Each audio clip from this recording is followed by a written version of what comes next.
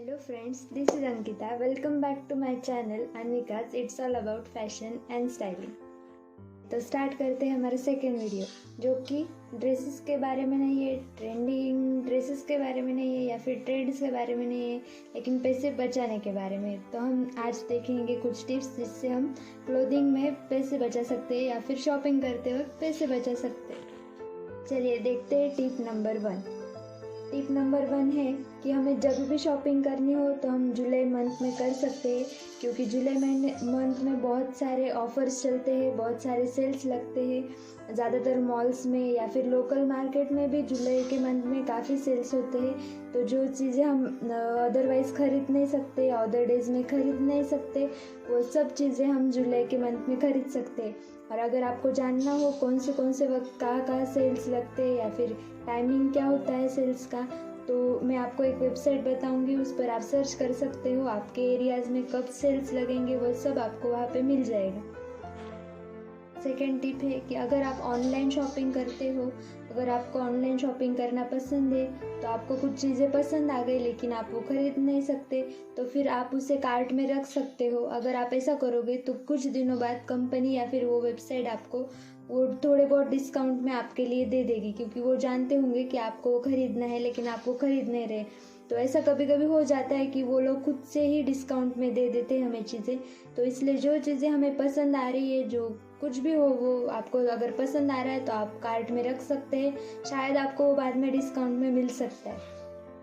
Tip number 3 ये है कि अगर आप मॉल में जाओगे, आप देखोगे शॉपिंग करते वक्त हर एक स्टोर में अलग सा एक सूदिंग म्यूज़िक चलता है, जो कि काफ़ी आई थिंक ज़्यादातर क्लोथिंग के सेक्शन में वो म्यूज़िक चलाते हैं, क्योंकि वो म्यूज़िक से हमारा वो साइकोलॉजिकली ये सब प्रूव हुआ है कि अगर वो म्यूज़िक हमारे माइंड पे आता है, हमारे ईयर्स पे आता है, तो हम ज़्यादा 30% ज़्यादा शॉपिंग कर लेते हैं।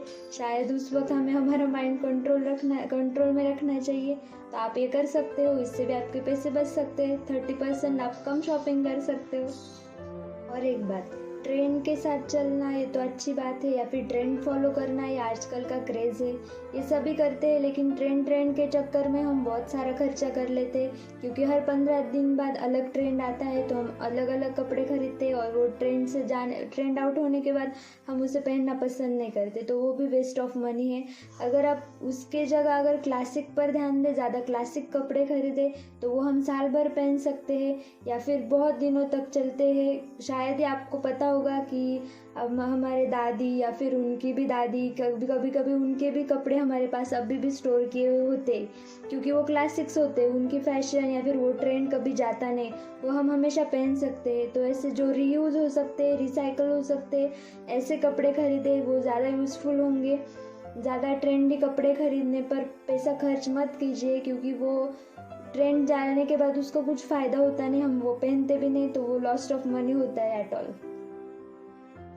अगर आप बॉटम्स खरीदोगे तो या फिर पैंट्स खरीदोगे, ट्राउज़र खरीदोगे, तो आपको ज़्यादातर navy blue, beige colour, white colour, black colour, reddish brown, ये सब बेसिक जो ट्राउज़र्स या बॉटम्स के जो पैंट्स वाले जो कलर है वो आपके पास होने चाहिए।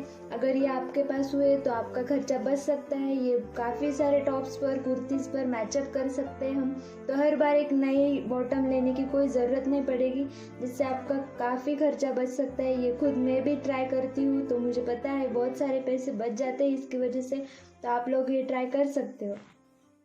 जो ड्रेस हम वेडिंग्स में पहनते हैं या फिर बड़े फंक्शंस में पहनते हैं, और जिसे नीचे से सब ज़्यादातर अभी लॉन्ग स्कर्ट्स आते हैं, उनके नीचे कैन लगा होता है, जिससे हमारे ड्रेस को फ्लेयर आता है। आपको पता होगा कि उससे आपका ड्रेस ज़्यादा फूल जाता है और बहुत ही फुलनेस आ जाता है ड्रेस में, इसलिए वो कपड़ में भी हम रख नहीं सकते ठीक से, वो रखने के लिए भी बहुत सारी दिक्कत आती है और फिर वो मैनेज भी नहीं होता।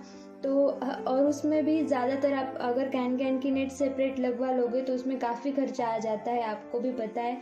तो इसीलिए आपको एक बेसिक कैन स्कर्ट लेना है, और जो भी आप ड्रेस लोगे उससे ज़्यादा फ्लेयर नहीं हुआ फिर भी आप खरीद सकते हो। उसके लिए आपको ज़्यादा पैसे देने की ज़रूरत नहीं फ्लेयर के लिए, क्योंकि जो आपका स्कर्ट होगा, जो आपके पास एक बेसिक बेस होगा पहनने के लिए, वो अगर आप अंदर से पहनोगे तो आपके ड्रेस को फ्लेयर आ जाएगा, एक फुलनेस आ जाएगा, जिससे आपका ड्रेस प्यारा लगेगा और आपको ड्रेस ज़्यादा कबर्ड में भी ज़्यादा जगह होगी ज़्यादा कपड़े रखने के लिए, और हम उसे कैरी कर सकते हैं आराम से।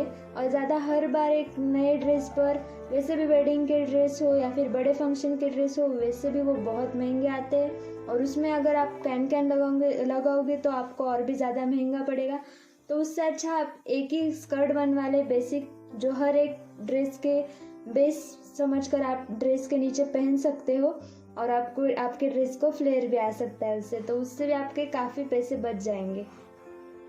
और चीज़ जो कि है क्लोथ्स की केयर या फिर फैब्रिक की केयर। अगर आप फैब्रिक को मशीन में धो रहे होंगे, वॉशिंग मशीन में ड्राई कर रहे होंगे, तो आपको ध्यान रखना है कि पूरी तरह से मशीन में हमें क्लोथ को ड्राई कभी नहीं करना है। हमें छांव में अच्छे से तार के ऊपर अगर आप करोगे, सुखाओगे कपड़े, तो बहुत ही बेस्ट तरीका है ये। लेकिन पूरी तरह से ड्रायर में बिल्कुल ड्राई मत कीजिए, उससे काफ़ी डैमेज हो जाता है क्लॉथ और उसकी ज़्यादातर ड्यूरेबिलिटी भी कम हो जाती है, तो वो मत कीजिए।